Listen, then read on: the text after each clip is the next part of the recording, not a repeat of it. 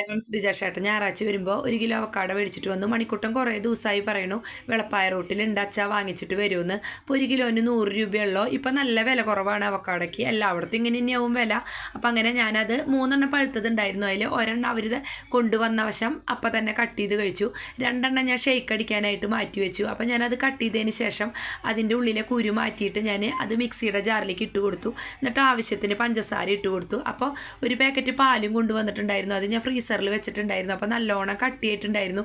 അതൊക്കെ ഞാൻ തട്ടി ഇതാക്കിയതിന് ശേഷം അതിൻ്റെ ഉള്ളിൽ നിന്ന് പകുതി പാലിട്ട് കൊടുത്തിട്ട് ഞാനൊന്ന് അടിച്ചെടുത്തു. അപ്പം അങ്ങനെ പാലും അവക്കാടും കൂടിയിട്ട് നന്നായിട്ട് അരഞ്ഞ് കിട്ടണ്ടേ. അപ്പം അങ്ങനെ അത് കഴിഞ്ഞതിന് ശേഷം പിന്നെ ഞാൻ ബാക്കിയുള്ള പാലും അതിൽ ഒഴിച്ചു കൊടുത്തു.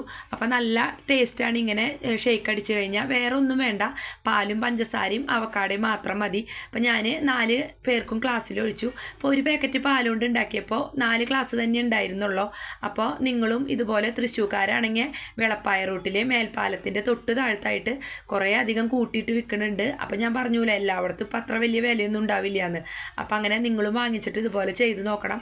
അണ്ടിപ്പരിപ്പ് പിന്നെ കപ്പലണ്ടിയൊക്കെ ഉണ്ടെങ്കിൽ ഇട്ട് കൊടുക്കാം. അതൊന്നും ഉണ്ടായിരുന്നില്ല. അപ്പം അങ്ങനെ ഞാൻ വാവച്ചിക്കും കൊടുത്തു, ബിജാഷേട്ടനും കൊടുത്തു, മണിക്കുട്ടനും 1 ഗ്ലാസ് കൊടുത്തു. എന്നിട്ട് ഞാനും കഴിച്ചു. അപ്പം നിങ്ങളും ചെയ്ത് നോക്കണം കേട്ടോ.